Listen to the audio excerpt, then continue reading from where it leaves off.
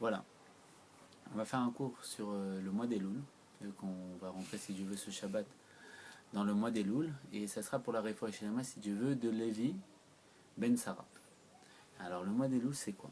Le mois des Louls, comme on sait très bien, les Rochets Tevot, les premières lettres du mois des Louls, forment le mot Ani les Dodi, moi je suis à mon bien-aimé, ou les Dodi, et mon bien-aimé est à moi.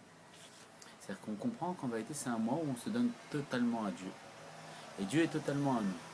À l'image de ce que mon Rav dit dans son livre, le roman, le journal d'un jeune homme d'Espagne, dans le 4e tome, il dit que si on veut prendre en flagrant délit un juif de judaïsme, il faut le voir dans le mois des Louls. Pourquoi? Parce que comme on sait très bien, selon le dicton de l'Anmourazaken, premier Rabbi Lubavitch, Améler Bassadé, le roi est dans les champs. C'est-à-dire que le mois des Louls, le roi il sort dans les champs. Il sort dans les champs, le champ c'est quoi? On sait très bien que le Sadé, ce champ c'est le Gan Eden. Le Gan Eden, pourquoi le Gan Eden? Le Gan Eden c'est quoi? C'est l'endroit où on étudie la Torah. En vérité, effectivement, Dieu nous a donné la possibilité de ressentir le Gan Eden. Le Gan Eden c'est le paradis sur terre. Quel est le goût du paradis sur terre? Comme on sait très bien qu'il y a une misva de goûter au plat de Shabbat avant Shabbat, et que le monde, comme dira le roi David dans le Télim qu'on lit à Shabbat, Shira Ma'alot Ayinu Kecholmi, on était comme des endormis. En vérité, les sages expliquent que ce monde c'est une salle d'attente, parce que toute la finalité de ce monde, c'est pour Shabbat. Le Shabbat c'est quoi? C'est le jour du repos. C'est le jour où il y a l'union, le mariage. En vérité, le roi qui représente le prince c'est quoi? C'est celui qui doit se marier avec la reine c'est le peuple juif. Le roi va à la rencontre de sa reine. Et pendant cette période-là, avant de se marier, sous la choupa, comme c'était à l'époque, comme le fils du roi David, Shlomo Ameler avait expliqué que c'était la période de Matan Torah. Matan Torah, quand Dieu nous a donné la Torah, c'était à l'image du Khatan, du fiancé qui rencontrait sa kala, sa fiancée. Et en vérité, tout ce qui se passe jusqu'à présent, c'est quoi? C'est l'attente. Avant qu'il y ait le mariage, il y a une semaine de séparation entre le mari et la femme. Pendant une semaine de séparation, le mari et la femme, plutôt le fiancé et la fiancée, avant qu'ils soient mariés et hommes, n'ont pas le droit de se voir.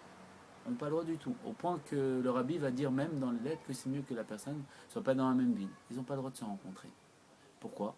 Pour attendre le moment où ils sont sous la roupa. À cette même image, toute la période qu'on vit, c'est une période où on n'a pas le droit de rencontrer notre khatan. Parce que nous, on est la kala. Dans ce cas-là, bien sûr, on est la kala de Dieu, on est la fiancée de Dieu, on est la femme. Et on n'a pas le droit de voir notre khatan.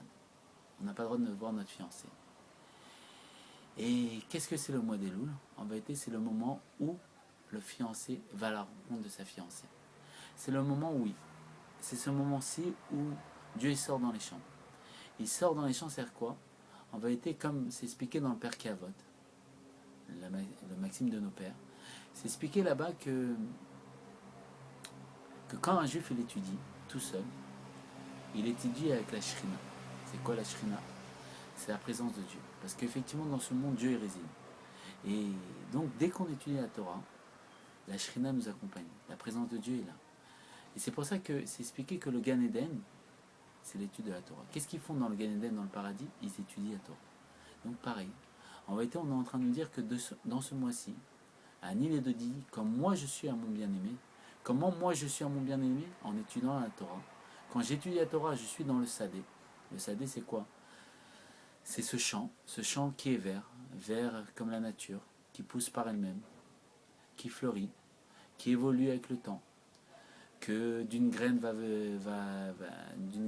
qui va se putrifier, s'effacer, va devenir une fleur, un arbre qui va donner des fruits à l'infini. En vérité, c'est quoi cette graine? C'est nous. Que nous, par notre effort, on va se putrifier, c'est quoi? On va faire abstraction de nos plaisirs, nos envies du monde, de la matérialité, nos vacances, de partir à la plage, d'aller faire des rencontres au jour le jour. On va se mettre de côté. On va mettre tout ça de côté, pourquoi? Pour étudier, pour donner du temps à Dieu. De mon temps, je vais m'effacer pour Dieu. Et quand je vais m'effacer pour Dieu, cette graine que je suis, elle va engendrer, elle va devenir une fleur qui va donner une bonne odeur. Elle va devenir un arbre qui va donner des fruits, du plaisir. Pourquoi? parce qu'elle va se révéler. Elle va révéler la graine qui est en elle. Qu'est-ce que la graine en nous? On sait très bien que la terre, c'est l'âme animale, la partie de notre être qui est attirée vers la matérialité du monde. Et on sait très bien également que cette graine qui est à l'intérieur de nous, c'est l'âme divine. L'âme divine, c'est la partie de Dieu qui est en nous. Comme dira le Tanya, Nefesh Elokai Mamash. Il y a une partie de Dieu véritablement. Mais cette partie de Dieu qui est en nous, il faut l'arroser. Comment on l'arrose? Avec l'eau. En Maïm et la Torah. Et pourquoi effectivement on dit que Améler Bassadé, le roi il est dans les champs, il a un visage lumineux, souriant, un très beau visage. Parce que justement, quand on est dans les champs, c'est-à-dire que quand on est à sa rencontre, quand Anil est de dit, moi je suis à mon bien-aimé. Comment moi je suis à mon bien-aimé? Comme le Zohar va le dire, il y a 3 cercles qui sont encerclés les uns dans les autres, c'est quoi? Dieu, la Torah et le peuple juif. Et il y a marqué, Dieu, Kulochad, il est qu'une seule chose avec la Torah. Et comme il dira quand il s'est révélé à nous à Matan Torah, Matan il nous a donné la Torah. C'est quoi qu'il nous a donné la Torah? Il nous a donné la possibilité de s'attacher à lui, de s'unifier avec lui. Il dira, le premier mot des 10 commandements, c'est Anochi. Et dessus, on dira que toute la Torah est dans ce mot. Anochi, c'est quoi? Les Rosh Tevot, les premières lettres, c'est Ani Nafshi, moi, mon essence, mon âme. Je l'ai mis à l'intérieur de la Torah. Je me suis mis entièrement dans la Torah. Tu veux me chercher, tu vas avoir du temps avec moi. Tu veux qu'on se retrouve en Yehoud, dans un endroit qui est, comme on sait très bien que dès qu'on passe sous la choupa c'est quoi? C'est la Torah. On est déjà passé sous la choupa, parce que Dieu nous a donné la Torah. Après ce moment de la choupa, le khatan et la kala, ils doivent aller dans un endroit où il y a un Yehoud, une union. Dans un endroit, ils se retrouvent les deux en tête à tête. Et dans cet endroit-là, ils confirment, ils valident leur union. C'est quoi ce Yehoud avec Dieu? C'est le fait que Anil et Dodi, moi je vais être à mon bien-aimé. Comment je vais être à mon bien-aimé? En étudiant la Torah. Quand je vais étudier la Torah, je m'unifie à mon bien-aimé. Et je vais faire un avec mon bien-aimé. Je vais dévoiler qu'il n'y a que lui, il n'y a rien d'autre. En onivado, il n'y a rien d'autre à part lui. Bien sûr, on sait très bien que au jour le jour, dans la vie du jour le jour, le fait de travailler, de recommencer sa vie au quotidien, c'est un en onivadi, il n'y a rien d'autre à part moi. Je pense à moi, le matin il faut que j'ai mon petit croissant, mon petit pain au chocolat aux amandes, tous mes plaisirs. Et je m'occupe de mon petit tratin quotidien, je dois aller travailler, je dois m'occuper de la maison, je dois faire ci, je dois faire ça. Mais on sait qu'un juif, c'est pas ça. Un juif, il se lève le matin, Anilododi. Comment il fait le Anilododi? Modéani. Modéani, Nefanecha. Je reconnais. Devant toi, Melachai Vekem. Toi qui es vivant éternel. Toi qui as rendu cette âme en moi, et dont la confiance est éternelle, je reconnais que c'est toi. Annie Dodi, moi je suis totalement en toi. Et c'est comme ça qu'on va commencer la journée. Et comme on sait très bien que l'Anno Hamsaï, il va même nous expliquer que, avant même qu'on dise Modéani, que la première pensée qu'on a dès le matin au réveil, comme ça, comme cette première pensée qu'on a au réveil, comme ça va passer toute la journée. On dit que comment on dit le Modéani, comment ça va passer toute la journée. Pourquoi? Comment je commence ma journée? Est-ce que je commence ma journée en pensant à moi ou en pensant à mon bien-aimé? Et tout ce schéma qu'on voit, tout ce que le judaïsme nous dit, fait référence au Modéani. C'est quoi? Ani et Dodi. Je suis à mon bien-aimé. Et quand je suis à mon bien-aimé est à moi. Et c'est ça que le judaïsme nous demande. Toute la Torah, si on voit dans son intégralité, c'est quoi? Sois ton bien-aimé. Sois Dieu et tu y seras toi. Et là, à ce moment-là, quand on est à notre bien-aimé, on est où? Dans le Sadé. C'est quoi le Sadé? C'est le Gan Eden, c'est le paradis. C'est quoi le paradis? C'est d'étudier la Torah. C'est-à-dire quoi? De respecter la Torah. Bien sûr, de respecter la Torah, c'est faire le Modéani le matin. Comme le Rabbi a beaucoup insisté sur le Modéani, il a dit que Dieu, il a insisté comme ça que chaque enfant juif, ils doivent savoir que Dieu laisse tout ce qu'il a à faire. Et s'il y a quelqu'un qui a des choses à faire, on peut dire quelqu'un, c'est Dieu. Il laisse tout ce qu'il a à faire pour écouter le Modéani qu'on a le matin. Il laisse tout ce qu'il a à faire, c'est quoi? Il laisse tout pour que Anil et Dodi, pour que moi je sois mon bien-aimé. Pourquoi? Parce qu'il y a marqué Bijuni Nivrata Olam dans le Tanya 41. Il y a marqué que Dieu a créé le monde pour moi. Mais pourquoi il a créé le monde pour moi? Pour que moi je sois son ami. Parce que comme un khatan qui va se marier avec sa kala, il veut que sa kala soit avec lui. Il veut que sa fiancée elle soit avec lui à 100%. À cette image, Dieu, il veut se marier avec nous. Et la ketouba, l'acte de mariage, c'est la Torah. Et quand on respecte la ketouba, l'acte de mariage, on se marie avec Dieu. Et on devient la femme de Dieu. Mais comment il faut être la femme de Dieu? Il faut être à son bien-aimé. Comment on est à son bien-aimé? Quand on met Dieu avant nous. Comment on met Dieu avant nous? En sachant ce que Dieu il attend de nous. Comment on sait ce que Dieu il attend de nous? Il faut aller dans le sadé. C'est quoi le sadé? C'est quoi le champ? C'est la Torah. Il faut aller dans ce paradis, dans ce jardin où Adam Arishon il a été viré, où Dieu il lui a dit de partir de ce jardin. Ce jardin qui est un endroit de vie. Le jardin c'est l'endroit des plaisirs. Comme le rabbi il va prendre sa nissout, notre rabbi, avec quel mahamar, quel discours chassidique, Bat Ilegen. Achotikal. Je suis venu dans mon jardin, ma soeur, ma bien-aimée. Ce verset de Shirachirim, du cantique des cantiques de Shlomo Ameler, que Dieu dit, je suis revenu dans mon jardin, ma soeur, ma bien-aimée.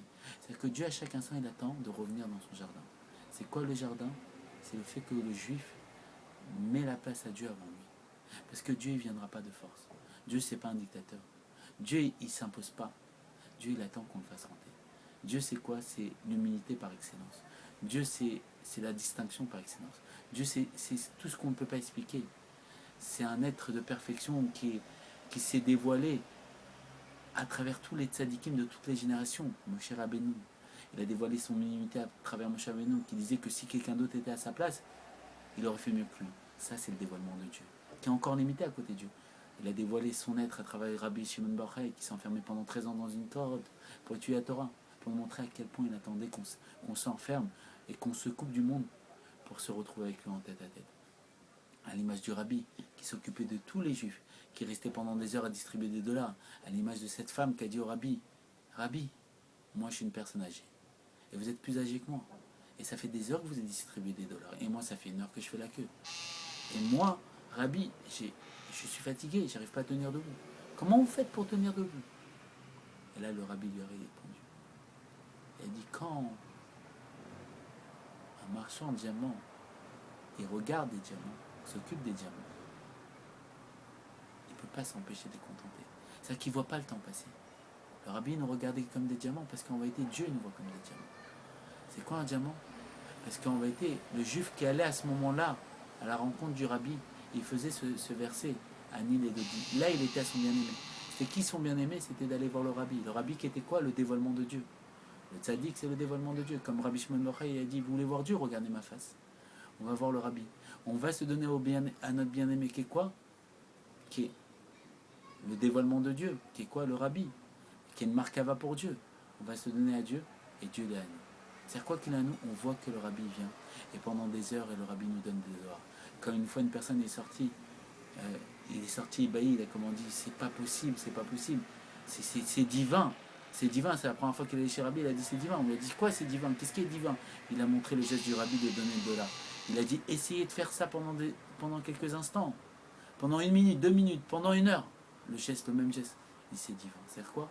Quand Annie le dit, quand moi je suis un mon bien-aimé, quand je vais voir le Rabbi, ou quand je me lève le matin, je dis Modé Annie, ou quand une mitzvah se présente à moi et qu'il y a une mitzvah de sauter sur la mitzvah, parce que la mitzvah c'est comme du pain, et que si on ne saute pas dessus, ça devient du chametz, et le chametz c'est l'orgueil. Il faut qu'elle soit de la matzah. C'est quoi? Il faut qu'on saute tout de suite dessus pour qu'elle soit plate, pour qu'elle soit humble. Pourquoi? Pour qu'on reconnaisse que c'est notre Père qui nous a sortis d'Égypte, pour montrer à quel point on aime Dieu. Et donc, quand nous on a notre bien-aimé est à nous. Et qu'est-ce qui se passe? Il sort dans le jardin. Il revient dans ce jardin, comme le Rabbi l'a pris, le premier Mahamar qu'il a fait, que c'était la compilation que le Rabbi Rayatz il avait fait juste avant de se voiler à nos yeux. Et il a continué un Mahamar dessus, un discours chassidique. Et qu'est-ce qu'il a dit? Bati Legani, il est revenu dans le jardin. Ma soeur, ma bien-aimée, je suis revenu. Dieu, il attend qu'une seule chose, c'est de revenir. Revenir auprès de nous. Comment il revient auprès de nous? Quand on va dans le jardin. C'est quoi le jardin? Quand on étudie la Torah. Quand on laisse l'eau arroser notre graine qui est l'âme divine qu'il a implantée en nous. Une partie de lui-même, il a mis en nous. Il s'est mis totalement. Lui, son essence, il a mis à l'intérieur de nous. Et comment on va la dévoiler avec l'eau? L'eau, c'est quoi cette Torah? Alors on va aller avec, on va se retrouver en tête à tête avec cette Torah, à l'image de Rabbi Shimon bar Yochai qui s'était enfermé dans une grotte. Et on va aller. Et on va arroser avec cette Torah notre graine. Et cette graine, elle va engendrer que ce soit un jardin. Un jardin rempli de fleurs, rempli de fruits. Et Dieu va revenir. Et Dieu va venir avec un visage souriant. Et là, on sera complètement à lui. Et ça, c'est ce que le mois des mondes vient nous expliquer. Il vient nous dire, place Dieu avant toi. Et Dieu va venir auprès de toi. Mets-le devant toi et tu vas voir qu'en vérité, ce monde, il a été créé pour toi. Et que Dieu, il est là. Dieu, il n'est pas loin. Comme le rabbi de Kops, on lui a posé la question, il est où le bon Dieu? Il a dit, il est là où tu laisses de la place. Laisse de la place à Dieu. Et tu vas voir que Dieu, il t'a laissé toute la place à toi. Comment il t'a laissé la place? En vérité, quand tu as laissé de la place à Dieu, tu vas voir que tout ce monde a été fait pour toi. Que tout ce monde, en vérité, tous ces visages que tu vois, cet enfant qui sourit, c'est Dieu qui te sourit à travers lui. Cette femme qui t'aime, c'est Dieu qui t'aime à travers cette femme. Annie Nedodi, sois à ton bien-aimé. Laisse-lui sa place. Écoute-le. Fais ce qu'il attend de toi. Et lui sera. Et tu vas voir qu'en vérité, où les deux dit, lui il est à moi, c'est quoi? C'est qu'en vérité, quand moi je suis à lui, je vois que tout est lui. Je vois Enon Ulvado, il n'y a rien d'autre à part lui. Il n'y a rien d'autre. Kipchuto. S'il n'y a rien d'autre, il n'y a rien d'autre. On ne peut pas rajouter sur cette explication, il n'y a rien d'autre. Mais comment je vois qu'il n'y a rien d'autre? Il faut que moi je suis à lui. Comment je suis à lui? Il faut que je fasse sa volonté. Il faut que je me soumette au Balaratson, au maître de toutes les volontés. Et quand je me soumette à sa volonté, je vais voir en vérité que toutes les volontés viennent de lui. Je vais voir en vérité que lui, il est tout. Et qu'il n'y a rien d'autre à part lui. Et que lui, il me sourit. Et que le monde, c'est un monde de plaisir. Et que c'est un monde de délivrance. Et là, je vais ouvrir les yeux, comme dit le rabbi, ça dépend d'une personne qui ouvre les yeux. Et je vais voir que le monde, en vérité, c'est un jardin, c'est le jardin de Dieu. Et que ce monde, il a été créé pour moi. Et petit à petit, le monde, il va changer. Le monde, il va dévoiler, en vérité, sa vraie existence, qui est une existence divine. Et le monde, ça va devenir un monde de plaisir. Et tous les soucis du monde vont s'annuler. Pourquoi? Parce que Dieu va faire en sorte que comme moi, je suis à lui, il va être à moi. Et quand lui, il est à moi, lui, c'est la source du bien, il n'y aura que du bien dans le monde. Il n'y aura plus de difficultés, il n'y aura que du bonheur. Et on va être tous au 3e Beth Amidash. On va être avec les tzadikim pour étudier avec Adam Arishon, avec Avraham Avinu. Ils vont nous raconter comment ils ont vécu toutes ces générations passées, comment ils sont là. Quand on va être tous les gens qu'on a perdus, c'est que des vêtements de Dieu à travers lesquels Dieu s'exprimait et se dévoilait pour nous donner du plaisir et de l'envie et de la vie. Ma mère qui m'a éduqué, c'est Dieu qui s'exprimait à travers elle. Ma grand-mère, c'est Dieu avec elle, c'est Dieu à travers elle qui me donnait de l'amour. Et les tzadikim, que quand j'étudie un secret de la Torah, j'ai tellement de plaisir, je dis qu'est-ce qu'il est extraordinaire ce tzadik, mais c'est Dieu à travers lui qui me parle. Tout est Dieu. Et là, quand je vais voir que tout est Dieu, là, je vais être dans la Géoula. Pourquoi? C'est quoi? Qu'est-ce qu'il nous a dit au Rabbi? Dans la Géoula, l'exil, rajoute le Aleph. C'est qui le Aleph? La Gemara l'a décrété. Aloufouch l'Olam, c'est Dieu. Et c'est ça qu'elle vient nous dire. Il dit, les rochers des votes, les premières lettres de Elul, c'est Ani les deux dit, soit ton bien-aimé. C'est mets Dieu dans ta vie en premier. Ani, le Ani, ton Ani, il faut que tu interchanges les lettres, le Nun et le Yud, et tu sois Aïni. Il faut que tu t'effaces devant Dieu. Tu fasses ta volonté, tu te soumets au Balaratson, le maître de toutes les volontés, les deux dit. Et lui, il sera à toi. C'est quoi qui sera? Tu vas voir que lui, il est en toi. Lui, il est à l'intérieur de toi. Il va dévoiler qu'il est en toi. Et quand il dévoile qu'il est en toi, là, c'est la délivrance. Là, tu dévoiles en vérité que tu vis dans un monde de bien absolu. Que comme le rabbi l'a dit, que tout est là. Le Léviathan est sur la table, le grand poisson qu'on doit manger, à la Séouda de Machia, le Shorabari est sur la table. Et tu vas dévoiler que ce monde, c'est un monde de verdure. C'est quoi un monde de verdure? Un monde de plaisir. On sait très bien que la couleur vert, ça fait référence à la couleur du lien, de l'attachement. Tu vas pouvoir t'attacher à ce roi qui a un visage souriant. C'est quoi souriant? On sait très bien que le visage, Panim s'est rapproché de minutes, de la profondeur. Que sa profondeur, c'est un sourire. C'est quoi un sourire? C'est un bien-être. Quand quelqu'un nous sourit, on sent un bien intérieur. On sent un bien-être à l'intérieur de nous. Et en vérité, ce monde, c'est le grand sourire de Dieu. C'est Dieu qui nous sourit, ce monde. Mais on ne le voit pas. Pourquoi on ne le voit pas? Parce qu'on n'est pas sorti dans les champs. Et qu'est-ce qu'il y a dans les champs? Il y a les paysans. C'est quoi les paysans? C'est qu'en vérité, même si on est un paysan, c'est que même si on n'a pas des vêtements somptueux, des vêtements de prince, même si on n'est pas des érudits dans la Torah, quand on donne un petit moment à Dieu, quand on donne 10 minutes pour voir un cours de Torah, Dieu, il vient nous voir. Et il nous sourit. C'est quoi il nous sourit? On voit que toute la profondeur, tout ce monde, c'est un sourire de Dieu. C'est quoi un sourire de Dieu? C'est l'amour de Dieu. Tout ce monde, il a été fait pour dévoiler à quel point Dieu nous aimait. Et c'est ce que Le mois des Noun nous explique pour entrer dans le mois de Tishri. Et tout ça, c'est la préparation. C'est qu'il faut se donner à Dieu. Pour que dans le mois de Tishri, c'est quoi? C'est Dieu se donne à nous. Comment il se donne à nous? En nous, déversant sa générosité, son amour. À travers le Tav. Le Tav, c'est quoi? C'est la lettre de la Torah, à travers sa Torah. Et que Bezrat Hashem, que chaque juif, il soit aligné de dit, il soit son bien-aimé, pour que les Dodili, Dieu, il voit que Dieu, il est à lui. Comment il est à lui? Parce que Dieu s'est implanté à l'intérieur de lui. Et que comme ça, Bezrat Hashem, Dieu va se dévoiler à travers chaque juif, dès à présent. Et que, il va débloquer ça en lui. Et comme il dit le Harizal, que tout est compris en tout, et tout est en tout, et tout contient tout. Et que Bezrat Hashem, ce juif, quand il va ouvrir les yeux, si Dieu veut, il va apporter la délivrance à tout le peuple juif, parce que s'il apporte à lui personnellement, il apporte à tout le peuple juif, et on sera dans une joie pas possible. Et là, on va voir de nos yeux, Bezrat Hashem, le roi nous sourire. C'est quoi nous sourire? C'est que tous les visages du monde vont sourire. Tous les visages du monde vont sourire. Pourquoi? Et aujourd'hui, on peut le voir à travers Internet. On va voir le monde sourire. Le monde sourire, tous les tzadikim, tous les gens qui font la grimace dans le monde, ils vont sourire. Parce qu'ils vont voir que ce monde, c'est un monde de bien absolu. C'est le jardin de Dieu. Et que Bezrat Hashem, ça se passe dès à présent. Qu'on a tous au Beth Amidash. Et que toutes les personnes qui sont ici reçoivent les bénédictions qu'ils ont besoin. Et tous les juifs du monde. Et que des bonnes choses, Bezrat Hashem, avec la grâce de Dieu. Et Meller et Mashiach, non!